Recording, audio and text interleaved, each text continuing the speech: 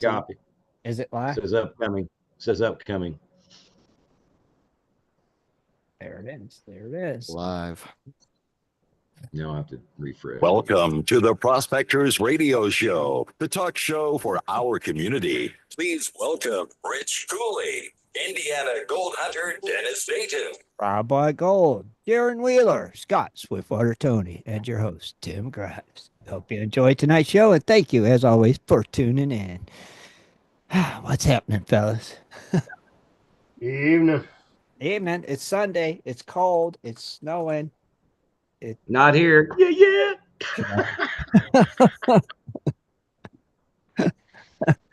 It's so freaking cold. So much snow.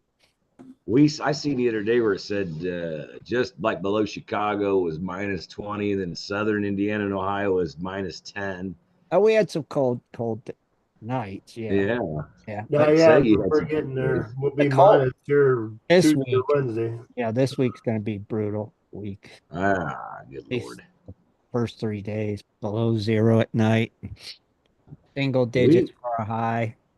And it's like, yeah. You know what's really funny is they say our lows at night supposed to be a certain, but I go out at 3 o'clock in the morning and it feels still pretty good. You get up at 7 o'clock and walk out and everything has changed really quick.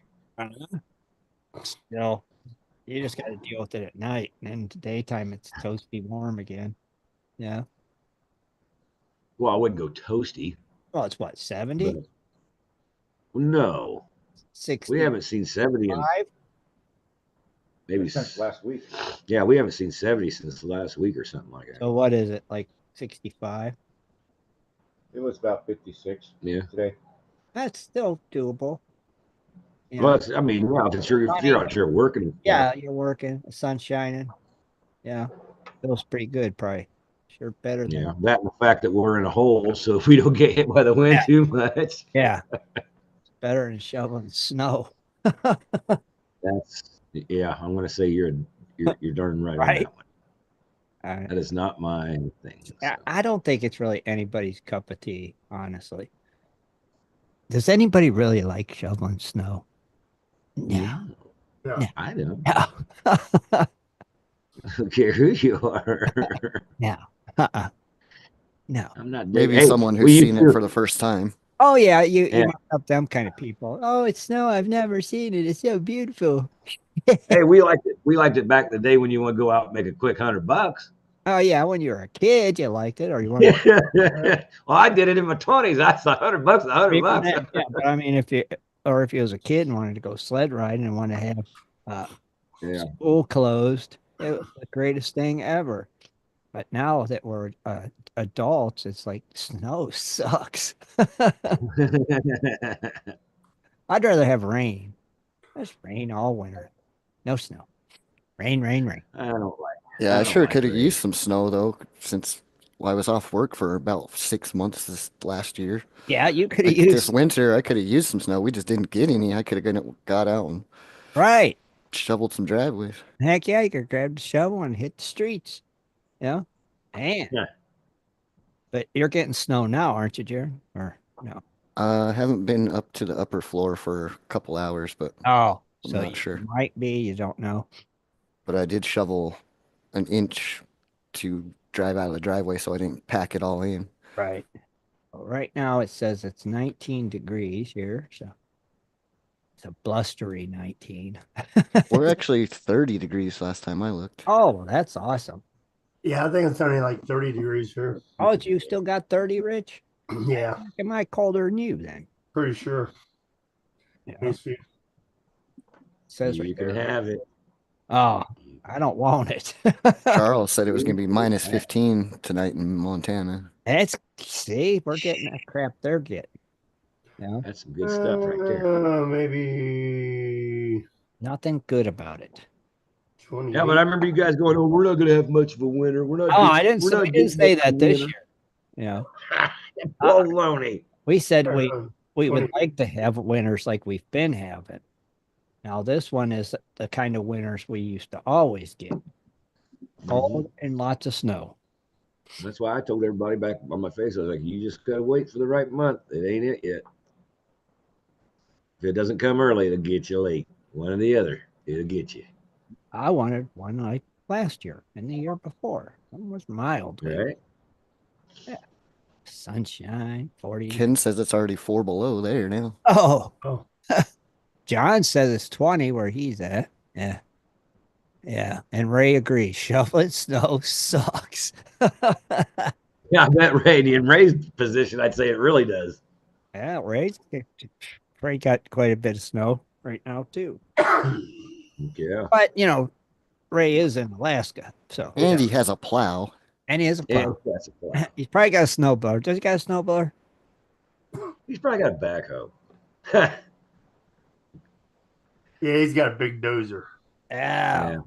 I got a snowblower. He's got a D10. You got a snowblower, Rich? Yeah, that makes it easier for me. I got a shovel. Still got to walk behind, but still get out of breath. How come you ain't got you a little plow on your 4-wheeler? Nah, because it's easier just with the snowblower. Yeah. I mean, I only got the driveway that's like 30 foot long, so. Besides that, Rich also knows if he sees somebody sees him with it, they'll come over knocking on the door. Hey, can you do mine? Can you do my driveway? Exactly. I'd like to have one of them Polarises with a plow on it, something that's got a cab and a heater. I mean, I got 2 4-wheelers. I could hook one up and leave the plow on it. Yeah. You could, and put a salt spreader on the back of it too. Yeah. Good. You could. You could probably do your neighbor's driveways and make the money back off it real quick. $100. $100 is $100. I'll plow it. And the problem with that is I got picky neighbors. Uh-huh. And if you even touch their grass with the freaking plow. Oh, geez. Okay. Yeah, I wouldn't want to do them. Yeah, it's like, oops. Oh, Ray's got a 36-inch Honda track blower. My neighbor did that one time and touched the one guy's grass and hit the edge of it, and he went berserk.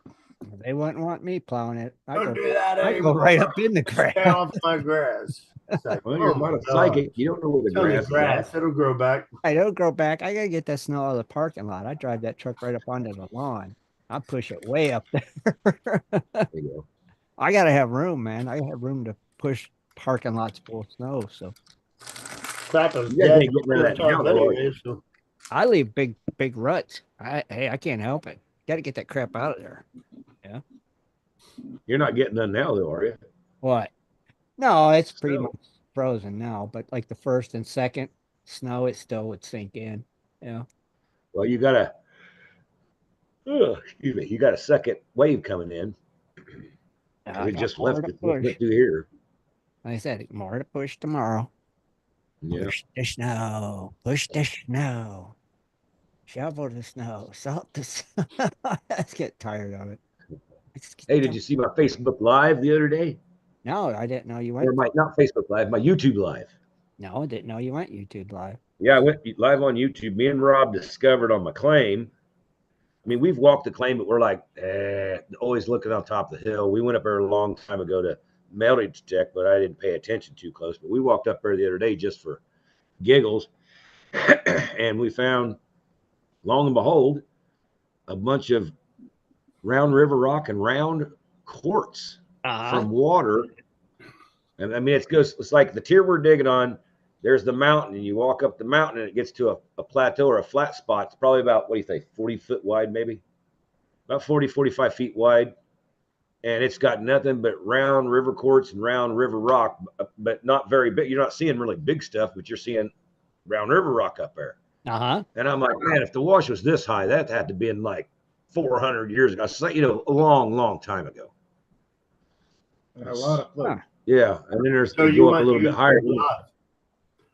Yeah, I was doing that on YouTube Live.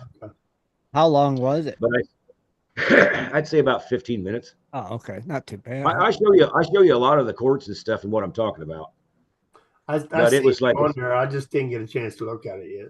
Yeah, it's like in the dirt is just like super orange, just like what we want to see out here.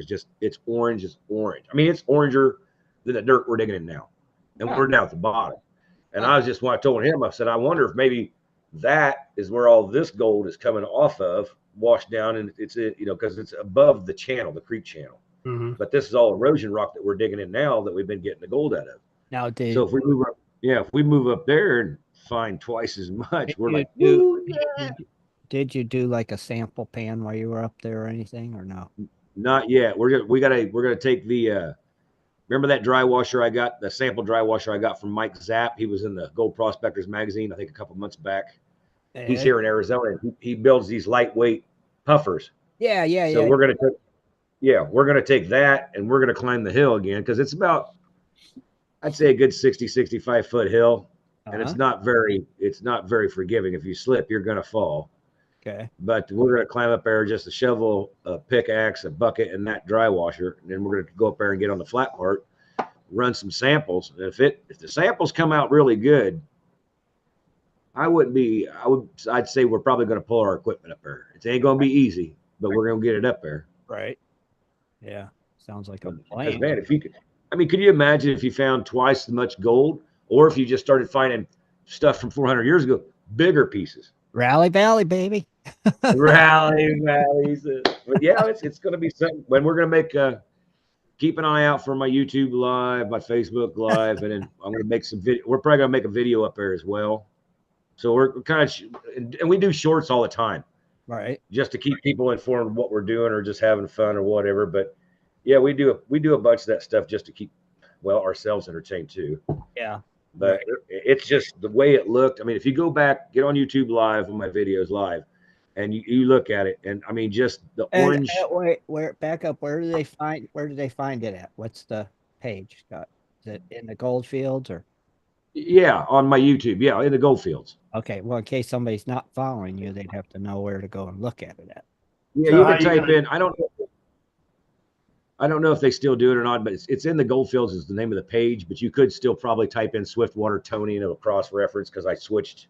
I didn't want Swiftwater Tony anyway, but I had to switch it. So in the Goldfield. What was you saying? What was you saying, Rich?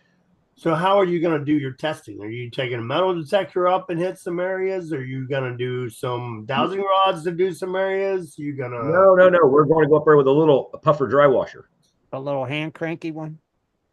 No, it's just you pull it with a string, like a bellows. Okay. It's mainly for testing. For testing. So you're just gonna dig 6 inches into the ground and do testing, or please explain? That's what I'm trying to get. We'll probably sit there and run about 4, 5, 6 buckets, maybe. That's enough for a good test. Yeah. We'll run about 6 buckets. Okay. I got you too. Yeah. I'm just curious, like I said, if that river quartz and everything is setting up on top, like you see in the video, what's below it? Yeah. Could it be a creek? Is it a creek channel that I'm just seeing the top of, and there's dirt over the top of it? So you're going to put on a couple areas and do a bunch of testing in different areas out on that flat. Well, the flat, like I said, the flat's not very wide, so and you can see where it plainly is. And all you got to do is be anywhere in that area, in those round river rocks. You should be hitting whatever's there. If there's nothing there, you're not going to hit it. But if there is something there, you are going to hit it. Hey, Rob, can you pull up the video and show us the video of the river rocks? Can you do that? Can you fast forward to it or something and show us that while Scott's telling us about it? Scott, what do you want to see in those 6 buckets that'll make you move up there? Yeah. Oh, if I see 50, 60 colors, we're moving. Oh, good Lord. If you see. Well, yeah. Oh, we're going up the hill. We're definitely going up the hill. Rally Valley. And what's really good is because up on the hill guarantees nobody's going to steal our stuff either. Rally Valley. Well, wait, you'll ever see it. It says your there's the YouTube. But what property's up on the hill? It's still my claim. My 20-acre claim. My 20-acre claim goes a long ways over the mountain. All right, Rob's going to try to show us the rock that that Scott's talking about, the rock quartz. And why is it like a miniature size for? The way you had your phone, I'm not sure exactly. Huh. Anyway. Now that's where you're going to be at. Yeah, that's up on the mountain. You see how that's a little flat section right there? Yeah. You just walk a little bit more. As soon as you start going up the hill, it turns back to crappy mountain rock. So that Everything right there, that picture, is that the area you're going to be testing in?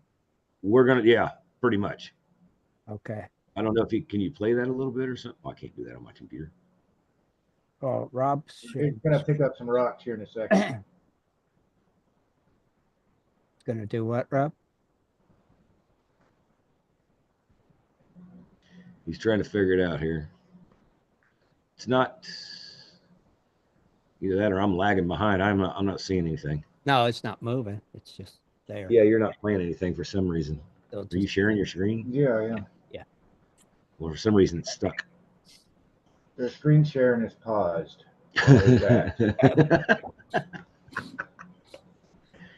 Still says 2:35. Yeah. I'm not here. The timestamp. Oh, There. there you go. Oh, okay. There it is. Now it changed. Yeah. Now you're seeing. Yeah, see, look at it. There's some quartz, and if you'll see on the bottom, you see the coppery hue. So it's got some minerals in it. Uh-huh.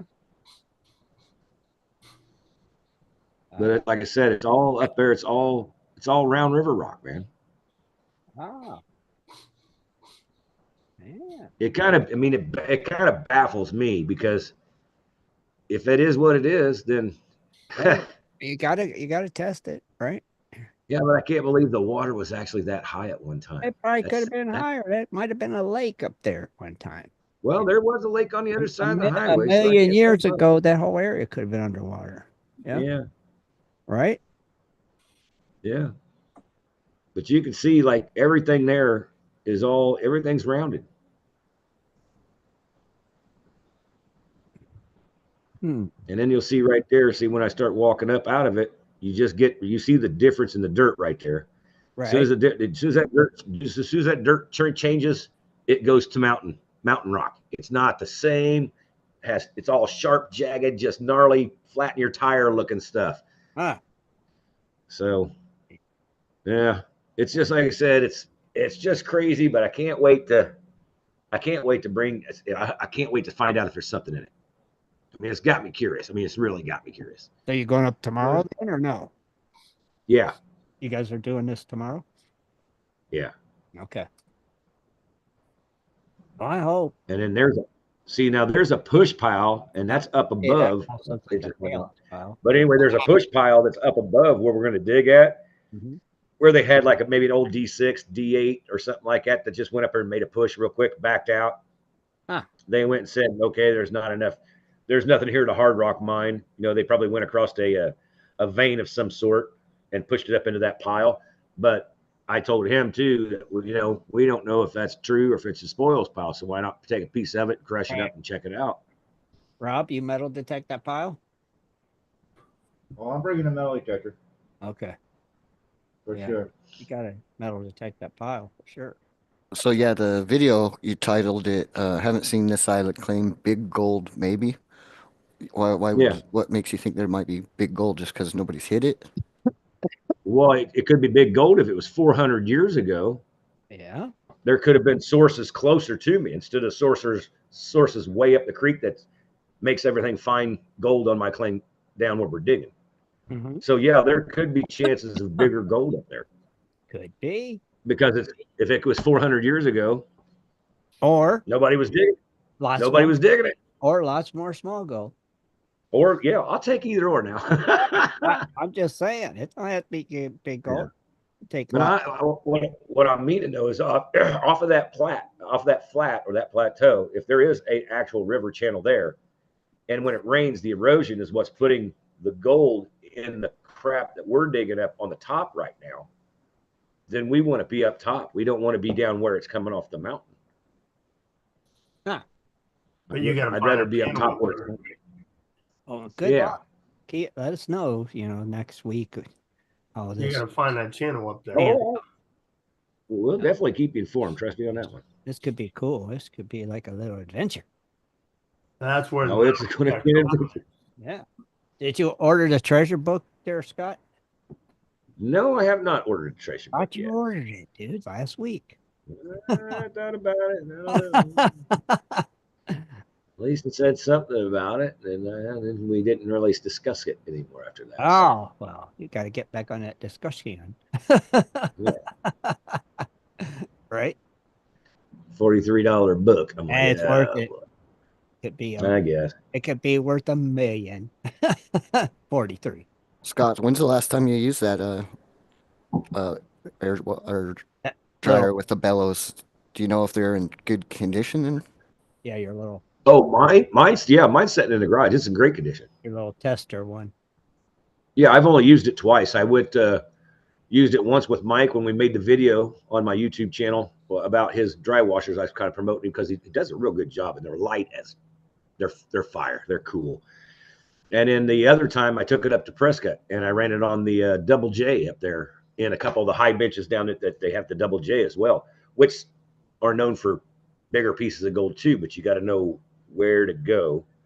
Most people wouldn't dig there, but I know where it is. I've seen different videos. I've seen people that I know dig gold really well that find it there. So I know it's there, and I used it Oh, there. you said it works with string? Yeah, you can stay. I got a string that hooks down to the bellows, and I can stand up and just poof, poof, poof, poof, poof, poof, poof. It only runs about a half. It only runs about a half bucket at a time. Uh-huh. But it works. It works great. I mean, we found gold in sand. And you just pull the string. Yeah, just pull it. Just got to keep the rhythm. Poof, poof, poof. You know. Pretty cool. But yeah, it's a nice little dry washer. I like it. Oh, that's cool. I just hope I find the ground. So Rob, Scott's YouTube channel is Swiftwater. It's not in the gold field. Well, it is. It's in the gold fields, but the YouTube address is that Swiftwater thing. Oh, it's at Swiftwater. Okay, but it is in the gold field. So if somebody typed in the gold, it would take them. Well, I changed the darn name because it was supposed to be in the gold fields, but for some reason, it come out to saying Swiftwater Tony, and I was like, that's not what it is. But it's like I said, it's in the gold fields, but if you put in Swiftwater Tony, it'll cross-reference it for you. Right. But if you want, I can say. Well, Rob put a link on the site.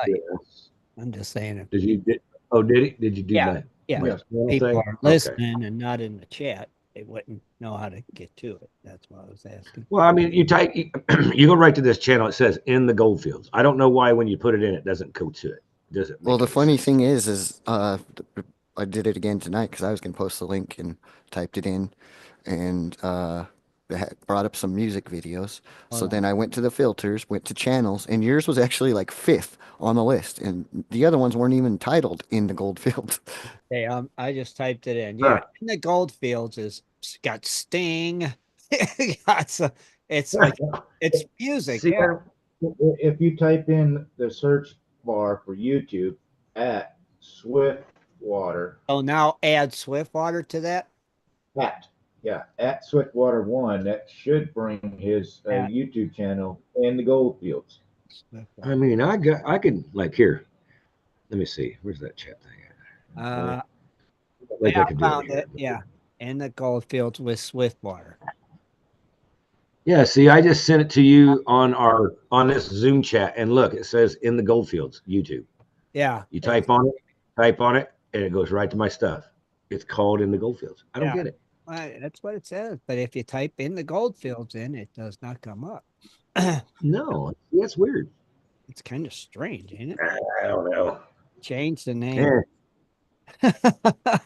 No, because it's in the goldfields. It's what it was. That's what it's always been. But I know it's not what was always called. You might be missing out on views because people can't. Well, I know I am. Just change it. Lucky duckies in the house. Yeah, or Swiftwater's gold. Anyway, just saying. That's all you got to do. How about a big shout out to everybody over there in the YouTube land? The YouTubers. All right, we got David Villa, Flash in Your Pan, Thomas Pennyweight, Bigfoot Prospecting Matt, Ken Dersler, Heath had to go. He's on a couple hours of sleep and has to go plowing at midnight. Oh, gee. Keith boy. Netterwald. Let's see. John Hunt. Charles Hanson.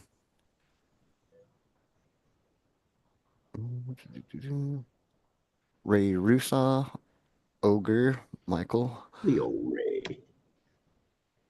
David Alfonsetti. Did David get his light?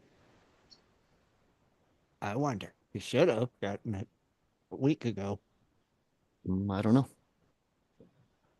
But I think that was it. If I missed you. Wow, howdy, Swamper everybody 44. in YouTube land.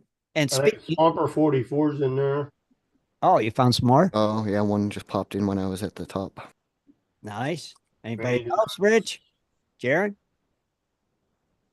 Nope, not that I That's see. about it. Well, speaking of Thomas Pennyweight, don't forget the Indiana Golden Treasure Show 2025 is next month, February ooh, that's fast. 23rd. Yeah, it's coming right around the corner. 25. And you know where it's going to be? It's in Lebanon, Indiana. Lebanon. Lebanon. Yes, it is. Yeah, so be sure and check that out if you're looking for a gold show. Way to break that cabin fever. You need to head Now, on down there. did Pennyweight make a? I don't know because I watched several of them. I can't remember though. But did he make a video of last year's? I Because I think think he they had did. one last He year. always does. I'm sure he did. He always does. Yeah, Yeah. but I was trying to think. That wasn't the showing pretty good. Yeah. Yeah. It's going to be at the Farm Bureau Community Building Auditorium in the Boone County Fairgrounds. I believe that's what that is. Yeah. Yeah. Yeah. Yeah. Children under 12 are free. They have door prizes each hour. Prospecting gear, pay dirt, rocket mineral, metal detecting. Oh, all kinds of good stuff available going on there. Yeah, I they don't think I also have said the Randy and also Nick Duclos. Duclos. Yeah, too close or something. Yeah. They also have a gold show in Quartzsite, Oh, February 7th, 8th and 9th. February 7th, 8th and 9th. or 8th, 9th, and 10th. your should- season is. Friday, Saturday, Sunday. Yeah. Yep. Quartzsite, Arizona. More tight. They're doing. Hey, everybody's starting to do their own gold shows now. I guess you know. All right. Just saying. Wow. Yeah. Just saying. Pretty cool. It's that time of We'll year. make gold. We'll make gold shows come back. You know what I'm saying? It'd be Yeah. awesome. Yeah.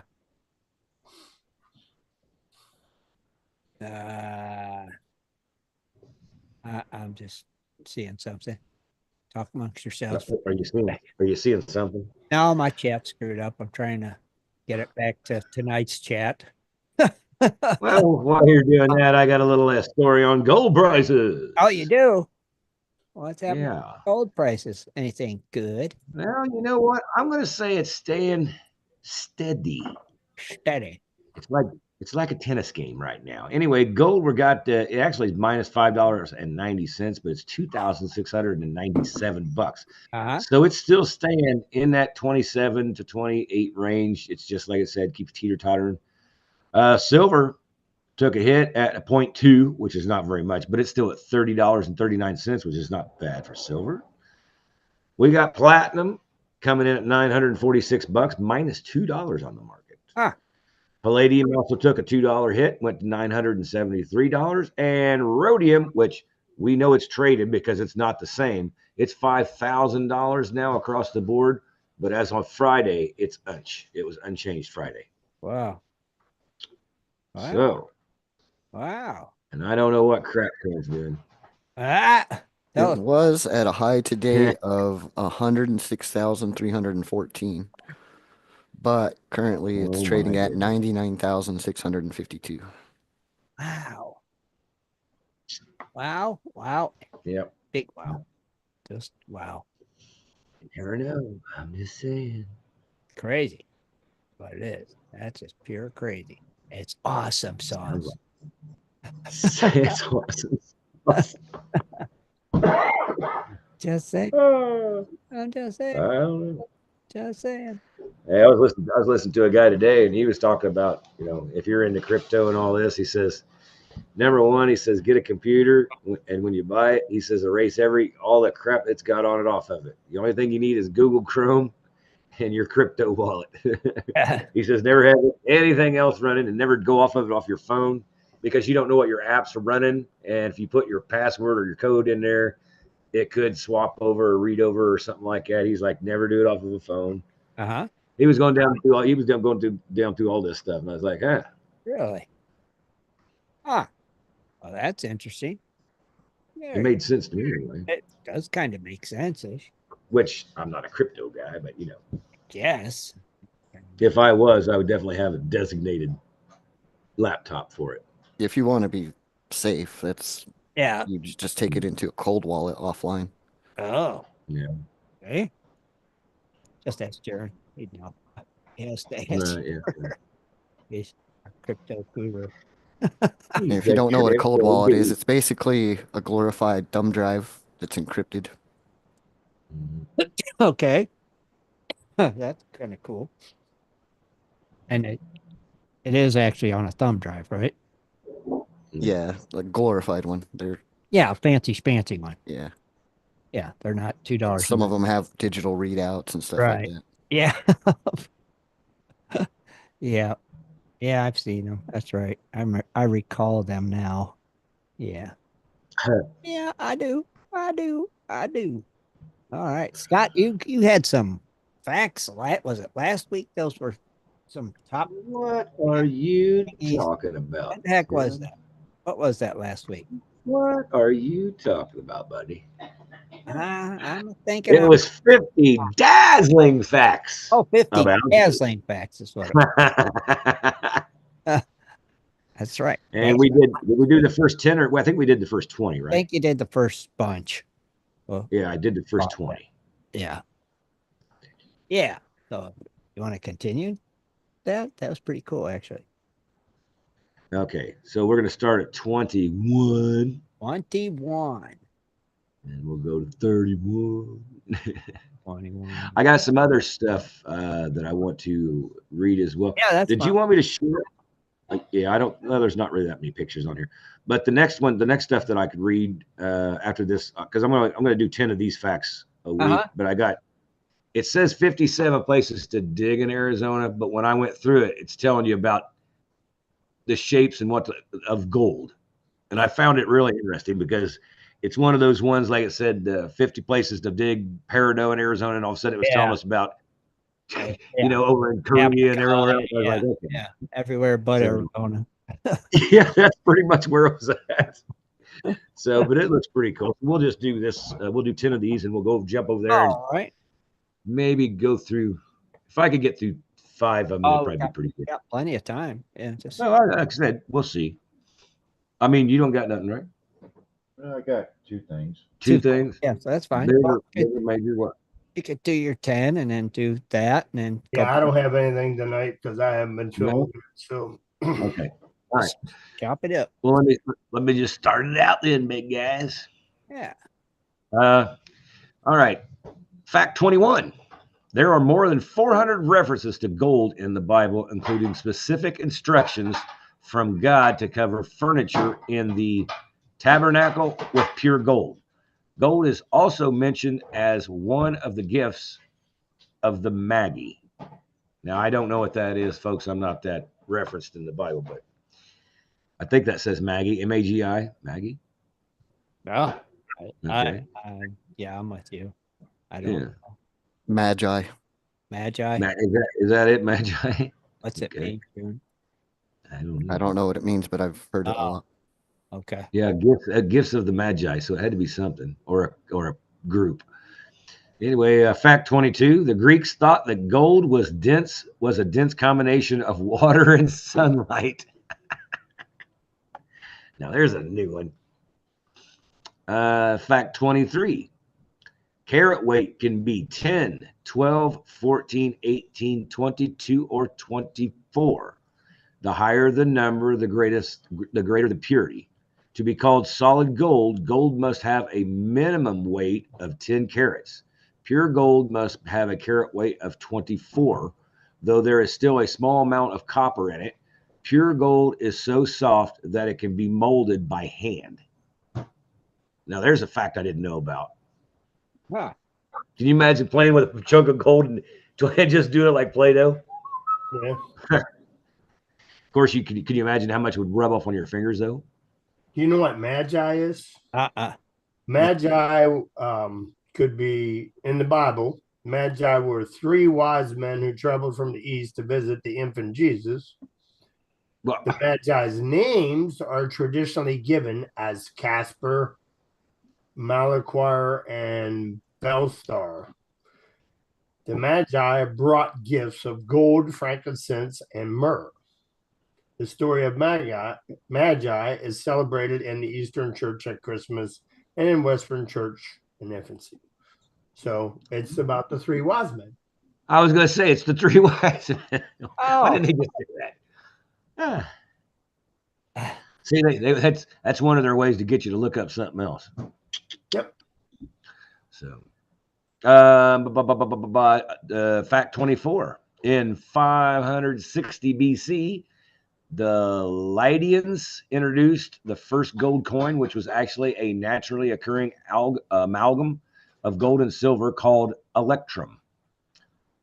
Herodotus criticizes the materialism of the Ladins, who also were the first to open permanent retail shops. When the Lydans were captured by the Persians in 546 BC, the use of gold coins began to spread. That's interesting. Fact 25 says, before gold coins were used as money, various types of livestock, particularly cattle and plant products, were used as currency. Additionally, large government construction projects were completed by slave labor due to the limited range of money uses. 26. When honking geese alerted the Romans that I want to say Gauls were about to attack the temple where the Romans stored their treasure, the grateful Roman citizens built a shrine to the Moneta and goddess of warning. The link between rescued treasure and Moneta led many centuries later to the English words money and mint. Go figure. Interesting. Yeah.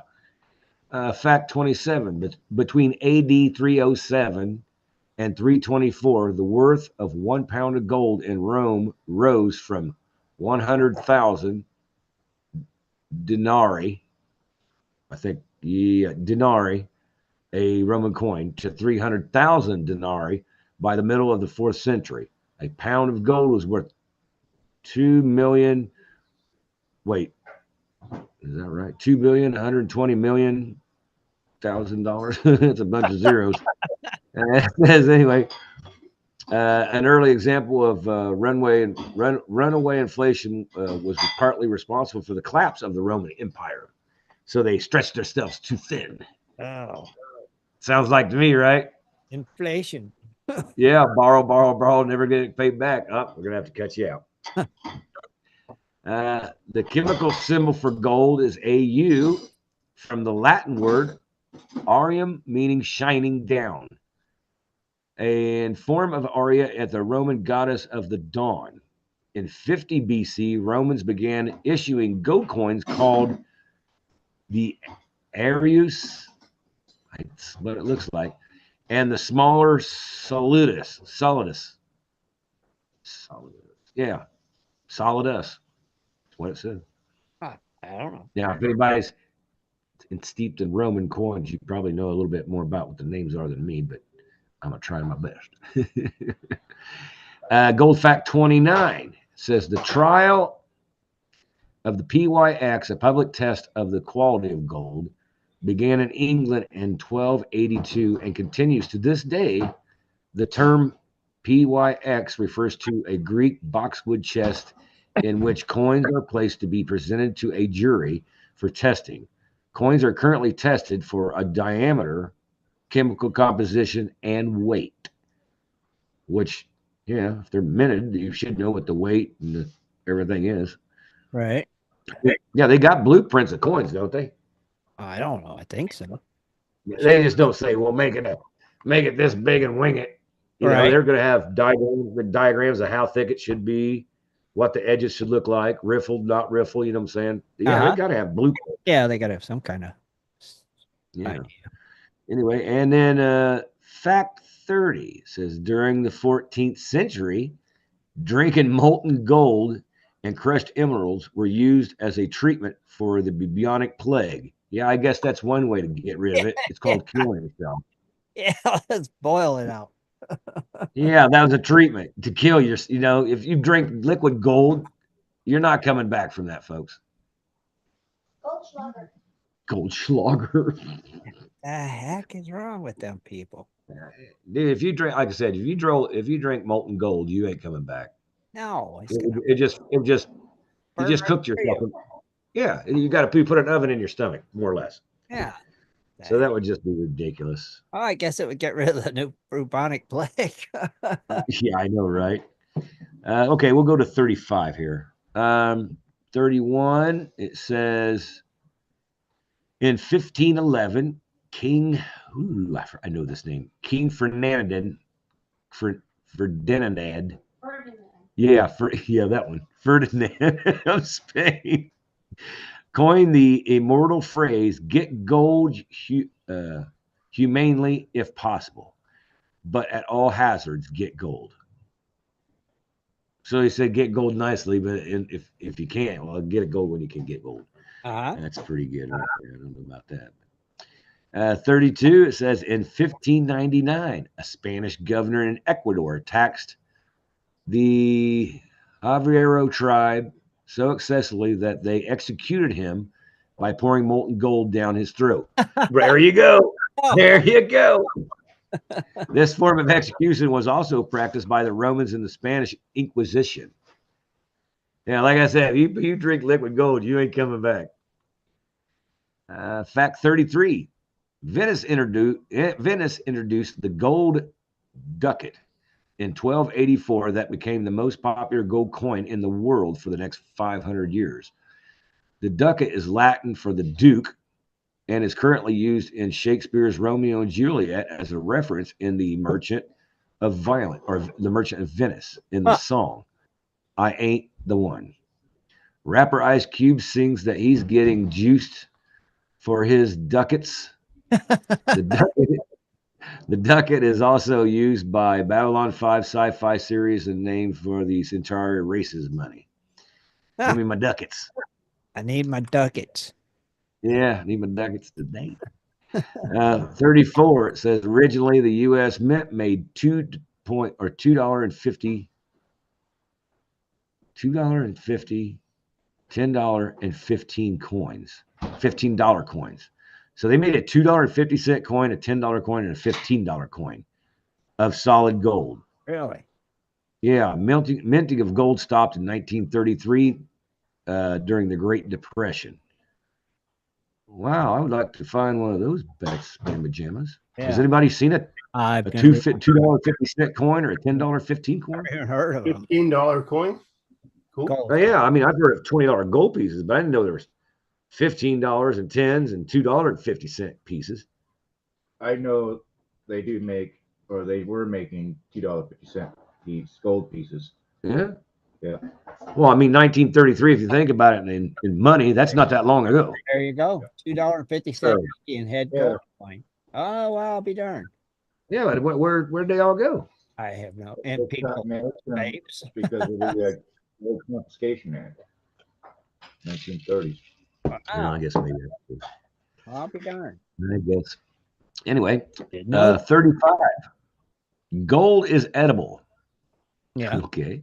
it is. Some Asian, I know, but it's going to come out, whatever. Some Asian countries put gold in their fruit, jelly snacks, coffee, and tea. Since at least the 1500s, Europeans have been putting gold leaf in bottles of liquor, which we know that, such as Danziger, Goldwasser, and Goldschlager. Some Native American tribes believe consuming gold could allow humans to levitate. Oh. You'd have to lose your freaking mind because it had mercury on it. Yeah. Well, that's why they thought they was levitating. Yeah, I was gonna say, that's what they say they're Yeah, floating. mercury poisoning. All right, so we're gonna go from 36 next weekend to we'll do the All right, 250. interesting, huh? Consuming gold will make you levitate. Ah, Yeah, I don't know what to. before. There's a little iffy stuff in there, buddy. I'm just saying. It sounds a little iffy. Yeah, definitely iffy. And it sounds iffy. Uh-huh. So Strange. and then you got your 2 things here. Yeah. How long is that going to be enough for me to go out? I do. Cal- Rob could do his 2 and then come back to you again. Yeah. Like I said, I just had to figure out my star. No, never mind, I got it. It gives you a minute. And Rob can do his thing. There you go. Well, like I said, lately I've been doing that save to bookmark or whatever, Uh-huh. and that kind of helps. But if you don't get rid of stuff, and you're going, what? Yeah. Good to delete things. Yes. Delete. So, Rob, what do you got tonight? Uh-huh. We can't hear you. You're muted. Okay. There you are. Let's see. No, I'm not. Shut up. Okay, let's do this. Well, Tim actually got me onto this story. I had to do a real mad dash search on it. Not too recently, back in July of 2024, Canadian homeowners returned to their home to find what a star-shaped pattern of gray dust spotted on their walkway in front of their home on Prince Edward Island. And basically the homeowners, they went to go walk their dogs and came back, and just out of curiosity they looked on their video footage from their Ring camera, and a rock appeared to be a meteorite falling from space and crash landed on their home's walkway. Said a scientist from the University of Alabama. Their findings from the crash earlier that month. Footage shows that the Ring doorbell camera, an idyllic, lush setting frame by the security camera, was for roughly 5 seconds when suddenly something appeared in the frame and crashes into what appears to be the walkway. I don't know who writes these stories. Right. I'm sorry. The crash sounds like glass breaking or a pot falling as the meteorite hit the walkway. The professor from University of Alberta, Chris Hurd, said this is the first time the sound and image of a meteorite falling has been documented on video. No other meteorite fall has been documented like this, complete with sound. It adds a whole new dimension to the natural history on the island.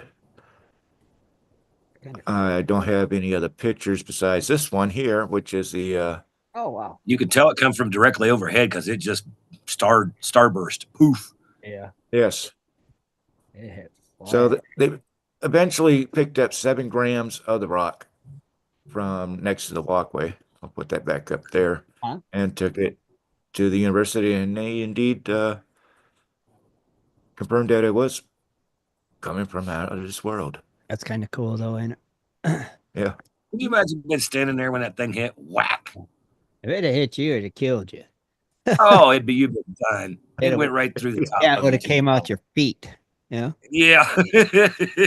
That's not what I was going to say, but close enough. Well, it didn't even crack the stone. I though. know. It's hard. That's good, hard terracotta pavers or something. I don't know.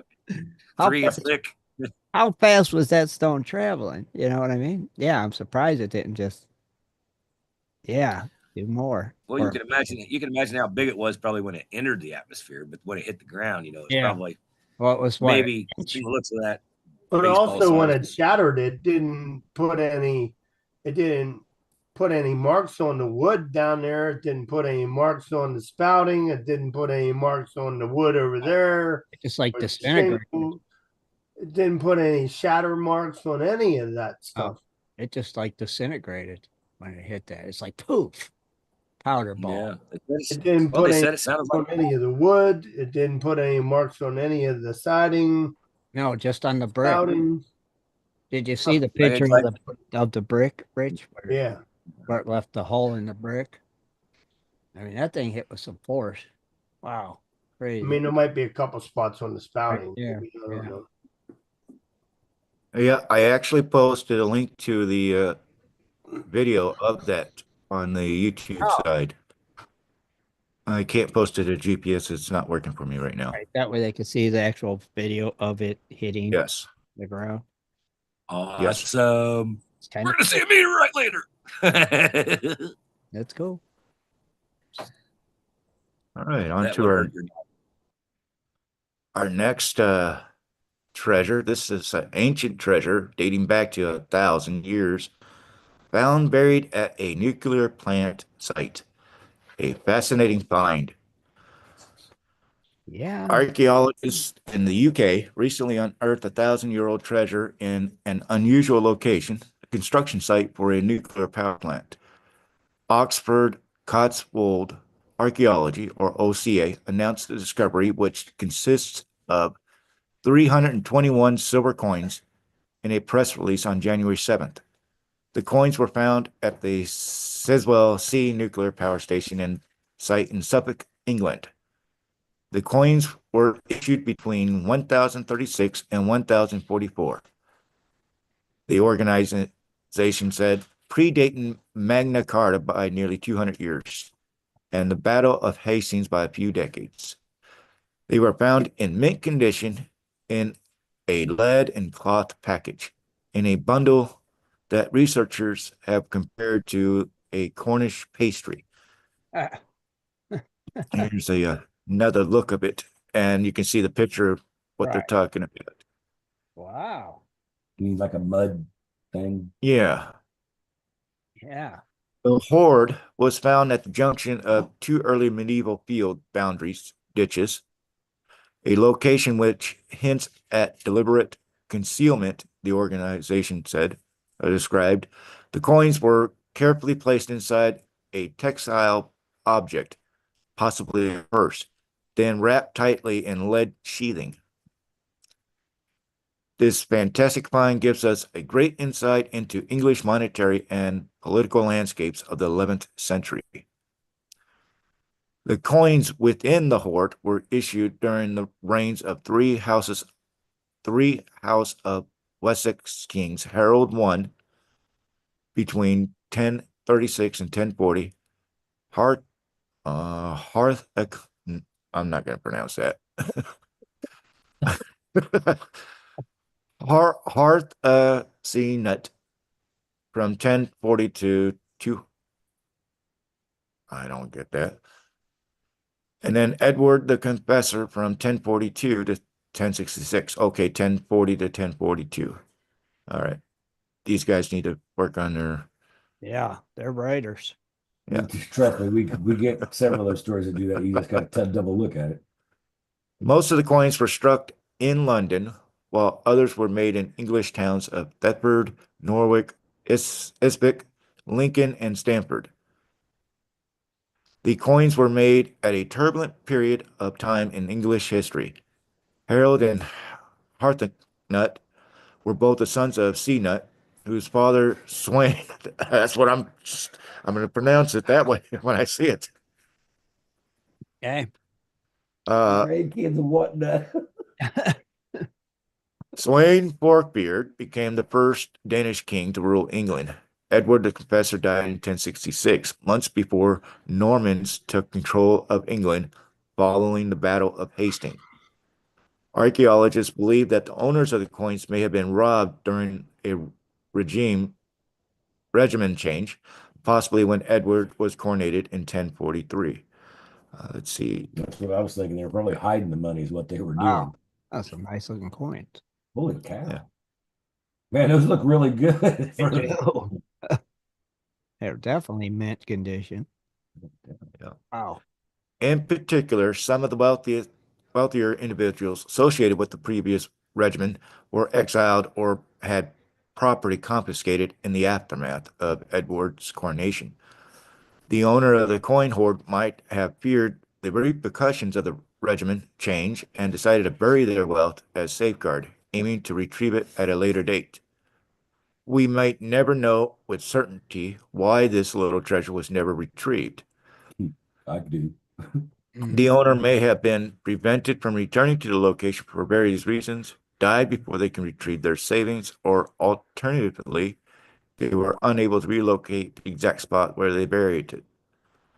In total, 321 coins were recovered, would have been worth about 320 pence, as they include two half-pence coins. The geological organization said that it's difficult to assess what purchasing powers it would have today, but it was comparable to a savings pot or maybe a piggy bank. Yeah.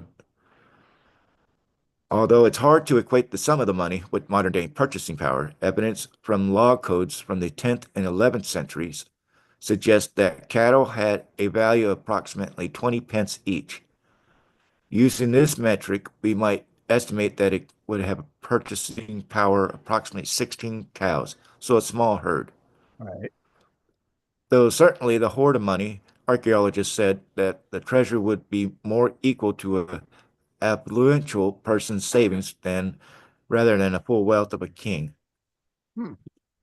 I'll tell you what they'd be worth today. Yeah, what are they worth today? It's just I mean, look at the printing on those. You can tell that they did not walk around with these coins for that long. They brought them home and put them right in the bag. Yeah, like a piggy bank. Yeah. This hoard is equally not of an enormous size indicative of extreme wealth. The statement explained the owner was almost certainly not of a national importance or super elite status. It is more likely to have been owned by a person of a local clout, perhaps a wealthy farmer. In the statement, OCA coin specialist Alexander Bliss said that analyzing the hoard involved input from multiple specialists and project partners in the fields of numismatics, finds, and conservations. This new coin hoard provides us with valuable insight into the rich historical backdrop of this period, adding to the evidence that King Edward the Confessor accessions to England's throne was marked by a degree of uncertainty and concern within wider society. To play a small part is bringing its story to life has been an honor and a privilege. So basically, they're not given a value of this find because I think it's essentially the monarchy. It belongs to the monarchy now. So right. It still have to be I worth mean, quite a bit, right? It'd have to be. yeah, It depends on the buyer. Them coins are mint. Yeah, I mean they're a little bent, but well, they might have been bent like that when they got them. Sure. You know, their minting process probably wasn't that Yeah, great. could have bent them. Right, exactly. I Yeah, mean, it had a heck of a freaking print on it for sure. yeah. But they had to probably use sand for that, I used what? Like they used a piece of wood, and made a mold in sand and then dumped the whatever it was, You think silver. they were poured or struck? I don't know that. I don't know. That's pretty darn good looking stuff for to be struck. Heat it up and strike it. Bam. Done. Coin. Wire, there's one. Well, I don't know. They'd be able to tool the metal. I don't know. I'm I thinking don't know. board. Yeah, that's why we're not whatever them coin experts are. I'm going for poured. You're going for poured. I'm going to go with struck. I'm going for poured. Okay. well, I wanted to share one more thing. Yeah. It was on Tuesday. Digging, we had a good sized pile of dirt. Started shoveling into the bucket so I can get them to Scott. Lo and behold, I come across this spoon.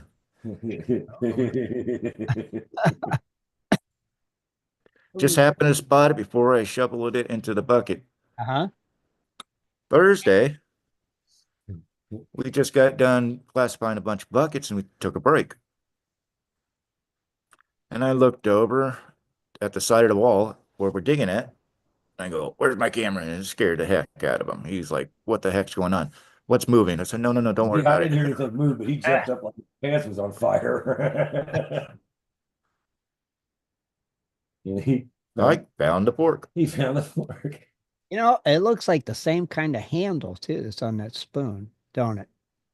No, Oh, I I don't thought think so. the spoon has no. See the base? It's got that big round handle down there at the Two bottom. different kinds of metal, though. But they're two different kinds of metal, but they're almost very Yeah. similar design.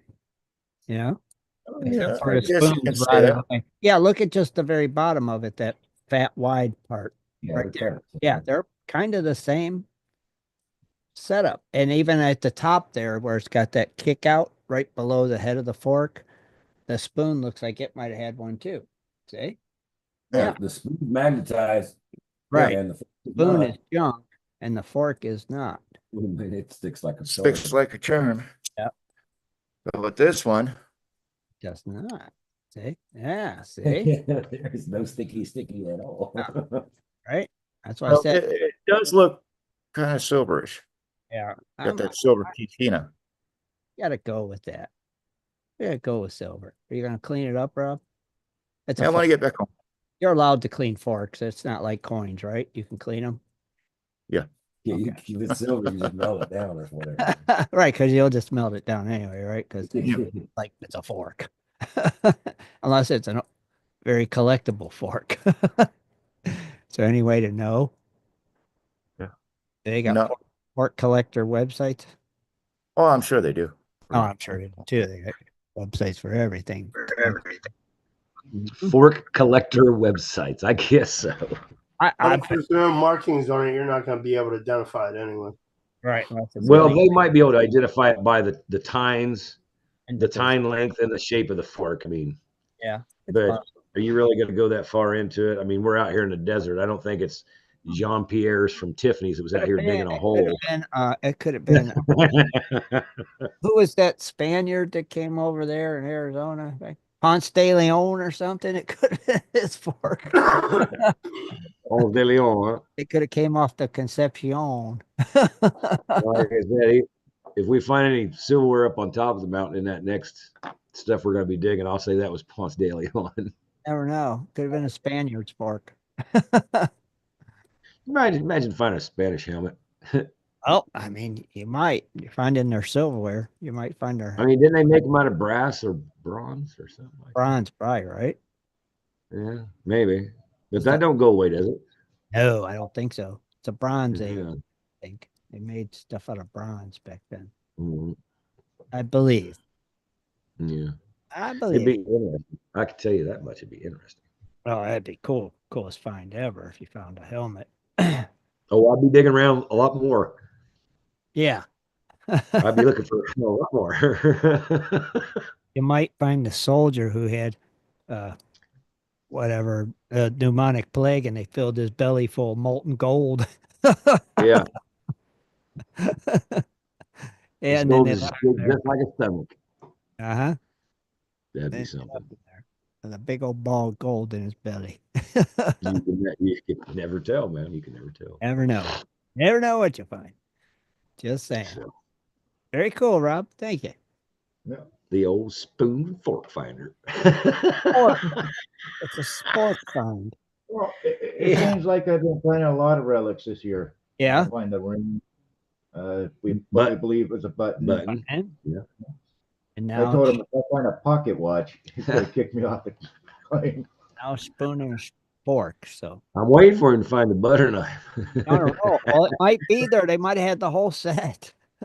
I know. You never can tell. Have you found any plates or pottery that could have been there? No pottery or nothing like that. Hmm. I mean, everything that's out there that's on top of the ground, it's got to be a good 60, 70 years old. I mean, all the wood pieces, the metal, it's all old stuff.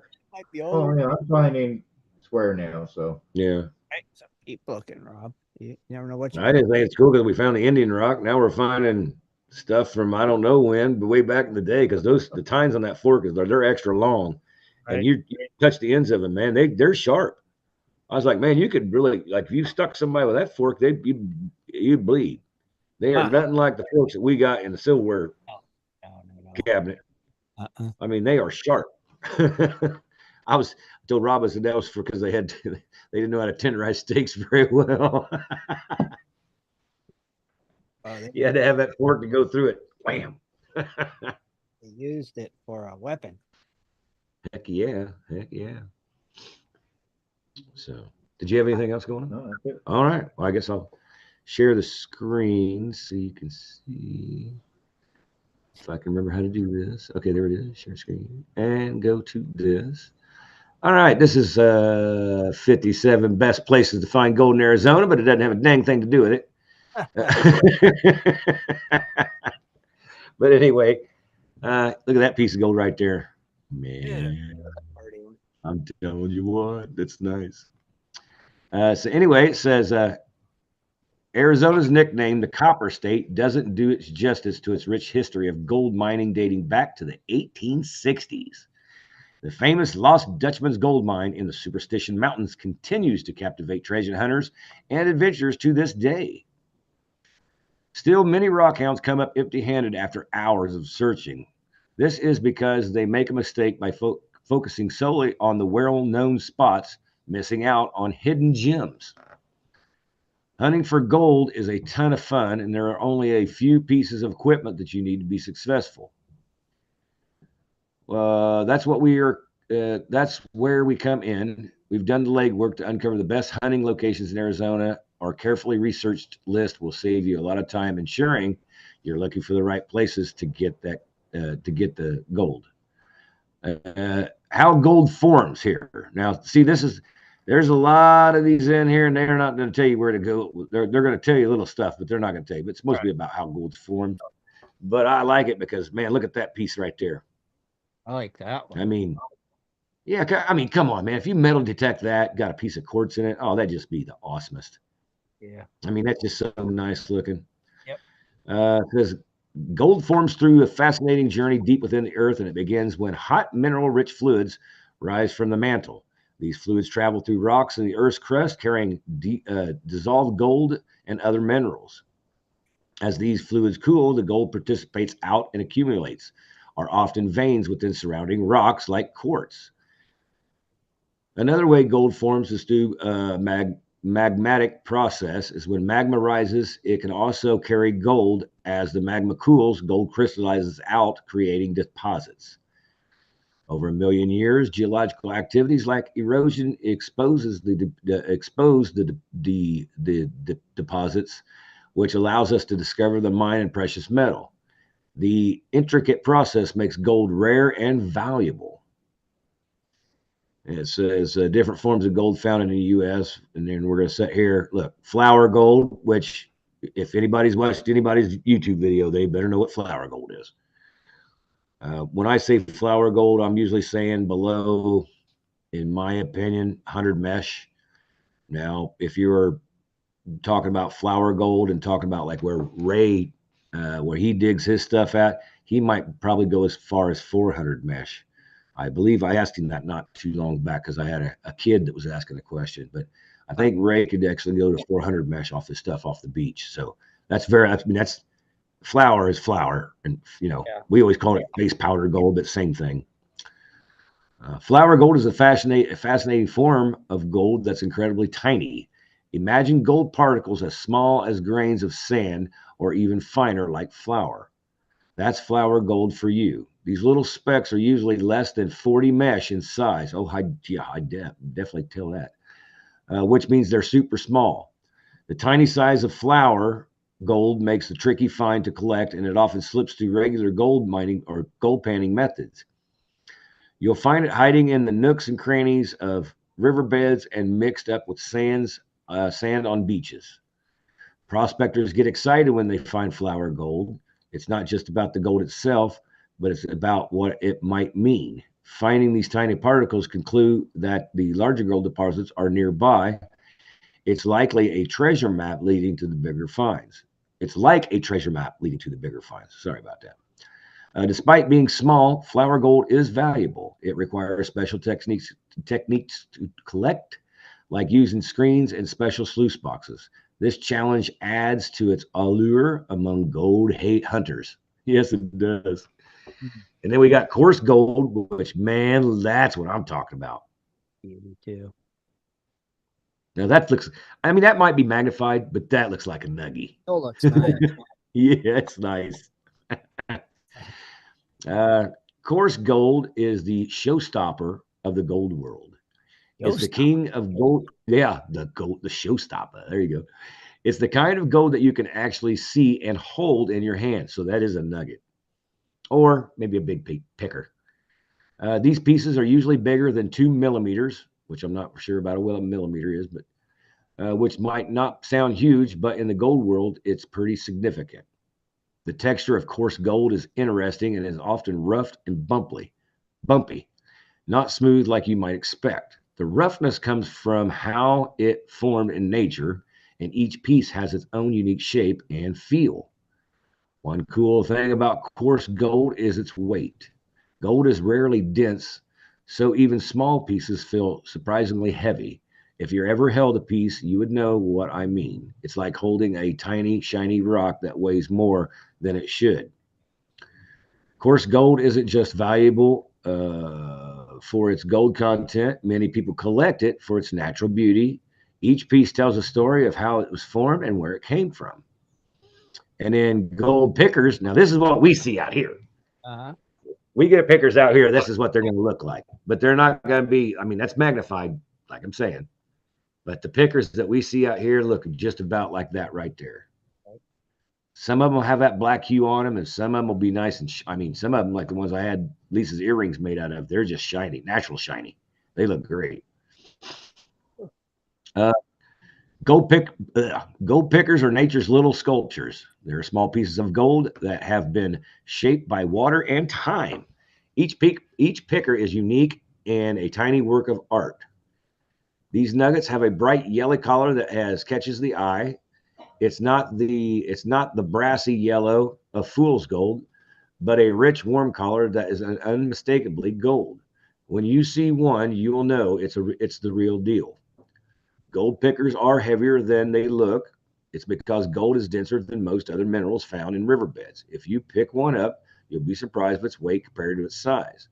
Collectors love gold pickers in their individuality. No two are alike or exactly alike, and they are shaped by nature, so each one has its own bumps, curves, and character. It's this uniqueness that makes them special beyond their own gold content. So pickers, you could say, you could probably get a specimen price on some of them, but it's not going to be much more, maybe $20. But and then gold nuggets. Now look at that bad boy, man. Can you imagine that big as a baseball? It'd be nice. It'd be nice, really. Woo. Anyway, gold nuggets are the rock stars of the gold world. They're larger pieces of natural gold, often with interesting shapes and textures. The color of gold nuggets is something special. They have deep, rich yellow that almost seems to glow. The color can vary a bit depending on how pure the gold is, but it is always eye-catching. What's really cool about gold nuggets is its rarity. Less than 2% of all gold found comes from nugget form. This makes it extra special and valuable to collectors. Collectors and investors often pay more for nuggets than the same weight in gold bars. Notable gold nuggets are like Welcome Stranger, or the gold nuggets like the Welcome Stranger and the, I don't know what that is. Pepita Cana have gained. Yeah, have you ever heard of that one?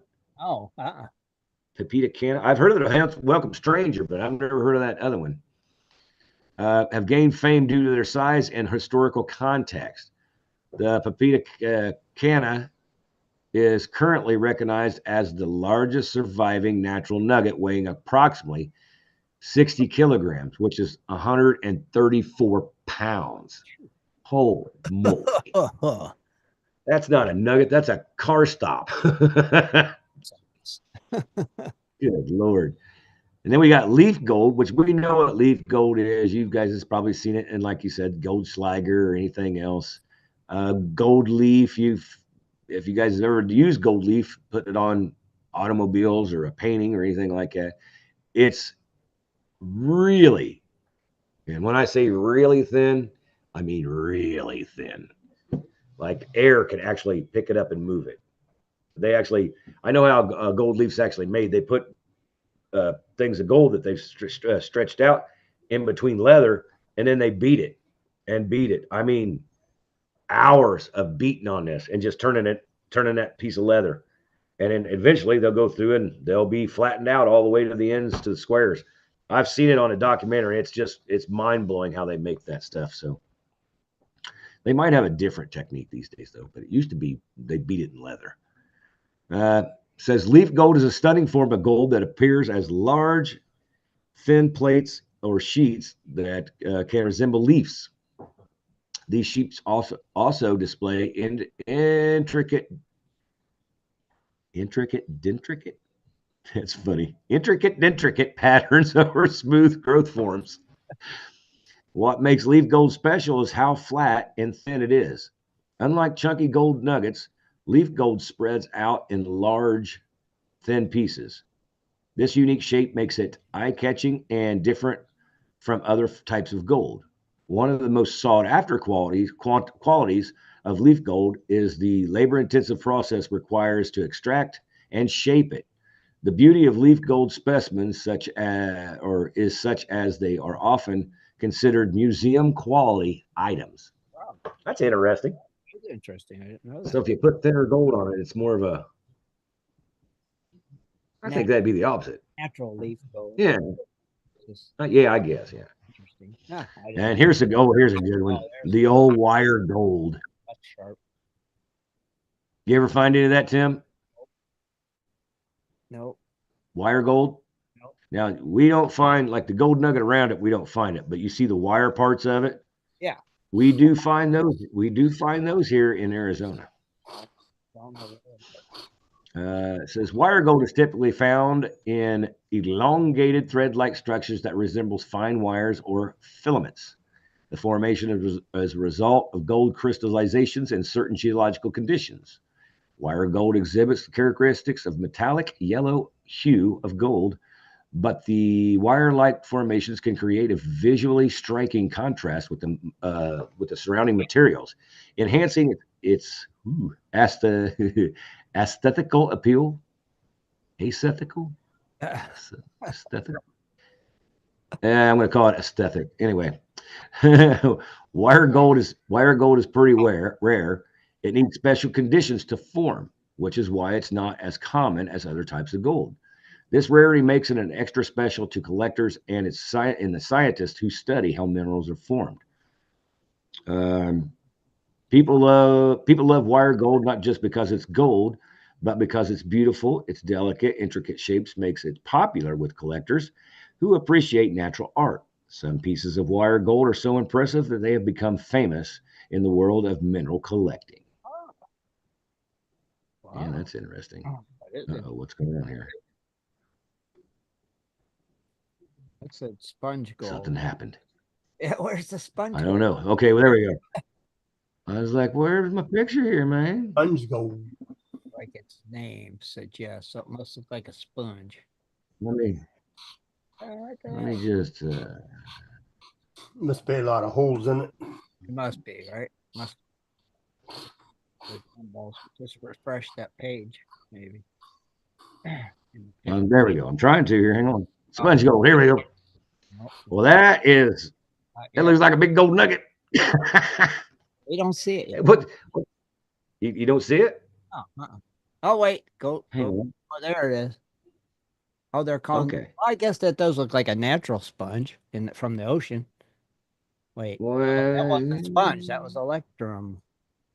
Well, what the heck? Oh, is that sponge gold? There's sponge gold. Okay, now we see it. Yeah, that doesn't look like a sponge. Not really. I mean, it's got a lot of holes in it, but it don't really look like a sponge. The next one does. Yeah, no doubt, right? This one says sponge gold is a fascinating type of gold that looks just like the name it suggests, a golden sponge. It is full of little holes and spaces that gives it a unique bubbly appearance. The way sponge gold is formed is pretty cool. It happens when gold comes out of a special gold-bearing solution. As it forms, it creates all these tiny little spaces, making it look spongy and irregular. Collectors get excited about sponge gold because it's not very common. Its unusual look makes it a prized find. Each piece of sponge gold is different and its own pattern and holes and bumps. Despite its holy appearance, sponge gold is still valuable. Its unique texture doesn't take away from its gold or worth as gold. In fact, some people think its unusual form makes it even more special and interesting. Huh. This one right here, see, I would have called that called sponge gold. yeah, I would have. It looks like a sponge from the ocean. Yeah. That does look like that.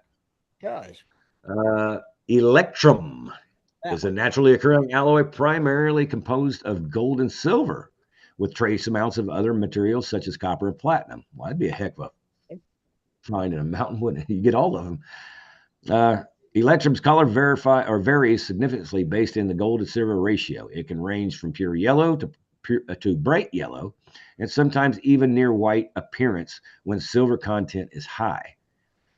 One cool fact about electrum is its history. People have been using it for thousands of years, and in fact, it was one of the first metals used to make coins way back in the 7th century BC. Wow, that's funny because all this stuff we've been hearing about coins and all that, nothing's ever been said about that. Unlike many other alloys, electrum occurs naturally, which makes it unique among precious metals. It's tougher than pure gold. It's tougher than pure golds, which makes it a great for making things that need to last.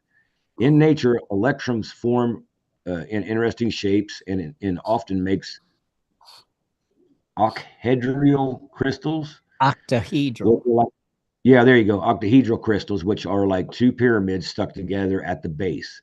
This natural occurrence makes electrum special among precious metals. Well, if I seen one of those pieces, yeah, it'd be a specimen piece for sure. Good Lord. Yeah. And here you go. Now, you got out here, you probably got, I'd say you got a 50-50 chance. If you're going to find a good piece of gold, you could find copper with it out here in Arizona, since we are the copper state, whatever. But yeah, there's still a lot of copper mines out here. Right. But gold copper alloy says gold copper alloys typically exhibit a reddish tint due to the copper content, which can vary depending on the proportion of gold and copper in the alloy. These alloys can tarnish upon exposure to air because of the oxidation of copper, leading to the darkened appearance over time. When heated, they may blacken due to the similar oxidation process.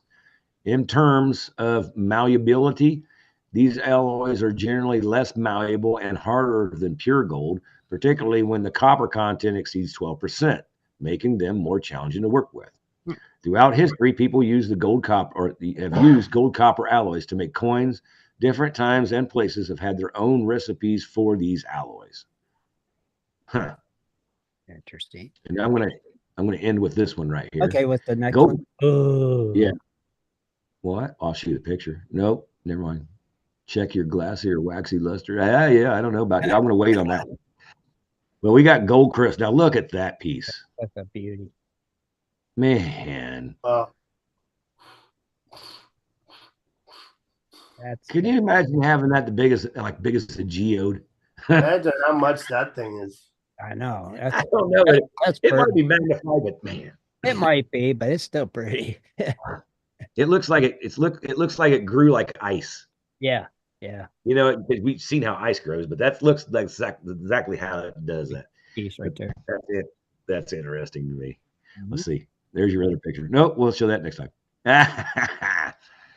Gold crystals are like natural golden sculptures. They form in beautiful geometric shapes that can take your breath away. Unlike smooth gold nuggets, these crystals have distinct edges and faces. The color of gold crystals is something special. They shine with a bright, slightly orange yellow hue that is unmistakably gold. The color comes from how gold reflects light, making the crystals look almost like they are glowing. I'd say, just looking at that picture. The color of gold crystals is something special. They shine with a bright, slightly orange. Oh wait, sorry, read that one already. One amazing thing about the gold crystals is how soft and bendable they are. A tiny bit of gold can be stretched into a sheet big enough to cover a large area. This property makes gold crystals fascinating to study and to work with. Finding natural gold crystals is pretty rare. Most we don't see from, or most we see don't form perfect crystal shapes. This rarity makes gold crystals highly valued in collectors and scientists who study how the minerals form. So That's cool. That's a pretty piece of gold. So next and week. then we'll start with what rough gold looks like next week. Yeah, cool. I like that. All right. That's a beauty. That is a beauty. Yeah. And I got, like I said, man, that's the same company that was doing the gym things that I was reading too. But I seen that come across my feed today, and I was like, oh, finally they got to a gold one. You know, it's cool. which I'm not saying anything about the gym hunters out there, but Oh, I like to talk about prospecting gold more than gyms because I'm a gym hunter here and there, but I'm not I'm not going out and climbing mountains for it. So, right. Oh, but no. when it comes to gold, I seen that. I was like, all right. So there's 57 of them. That gives me a couple of weeks worth of reading some good stuff. Plus my last 1050 or my last 10 facts will be next weekend. Or wait, that's going to be the end of the month next week, isn't it? Is it? No. No, I don't think so. How many days? What's this today? It's the It's 20th tomorrow. Yeah.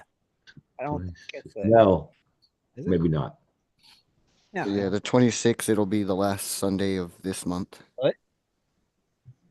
Yeah, Yeah. 'cause the next See? one's on the 2nd. Also, last one of the month. Wow. Well, it's just January. How many days is it? Yeah. 30? 31? 31. 31. And February 9? It goes by quick. I'm telling you that much. 28 in February. 28 in February. So that'll go even quicker. But not quick enough. Well, heck. Well, like I said, then I guess next weekend is going to be open mic night, right? Yeah. Right. Yep. So Yep. So if you guys are out there in radio land that doesn't come on live with us, check me out. Check that story out the week after next. But could still come in next week. But come join us for open mic night next week. Come and hang out with us and just shoot the breeze. That's right. Yeah. Shooting the breeze on open mic night. All right. Well, anybody got anything else? Jaron, you got anything? Yeah, don't forget to catch Flash in Your Pan Tuesday night. Hang out live. That's 8 right. p.m. Eastern. And we'll have TDF Road to Gold. Oh, interesting. Yeah, be sure and check them out Tuesday. TDF Road. Is that a prospector? Road to Gold. Says he'll be having Colin and Connor. It must be Prospector. And it's T.D.F. T.D.F. Road to Gold. Go quick note, Jared. Did you guys do your watch party? Yes, we did. And how was it? It was so awesome. Was it awesome? Well, Parker's starting to pick up a little. Still not satisfied, but well, getting better. There is. Never enough. Tony's doing pretty good. I thought his other kid actually was already up and running, but apparently he's not. Still not. Kevin's still not running. Okay. And Rick moved on from Raleigh Valley. The new place is not so great. He was able to put it in his pocket and walk out, and they're like, "Where's the gold?" He busted it out of his pocket and poured it, and it was like, it wasn't much. I think 10 ounces. 10 ounces, 10 ounces. 17, something like that. It wasn't much. So it was crap. Not too good then for starters there. No. All right. Interesting. And what other watch party did you do? Did you do a blind frog? Yeah, Blind Frog. It was the season finale and pretty much just left us hanging. Was it really a season finale? So yeah, it's starting to turn into Oak Island. Yeah, that's what I was Bummer. gonna say. Yeah, it is. It's the new Oak Island. So don't make fun of me if you guys are watching that, but I watch it too. So Blind Frog Ranch.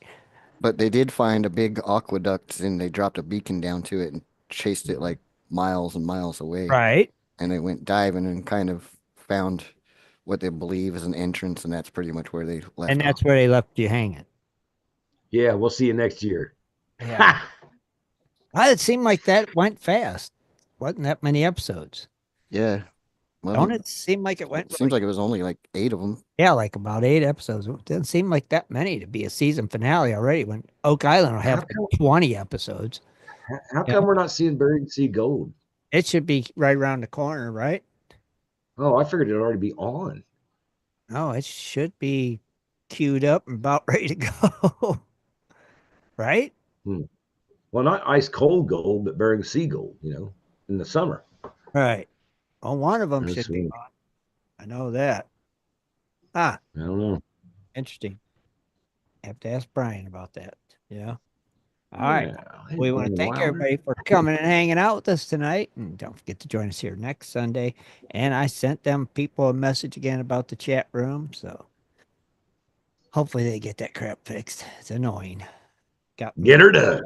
Me good tonight, too. Yeah. So hang in there, fellas. We're trying. And have a great week. Stay warm. Stay safe. We're out of here. See you next Sunday. Good night. Good night, Gold everyone. Diggers. Later. Hi, everyone. Be sure to tune in next Sunday at 7:30 for another great show. For updates and more info, please go to www.prospectorsradio.com. Brian said Barry C. Gold will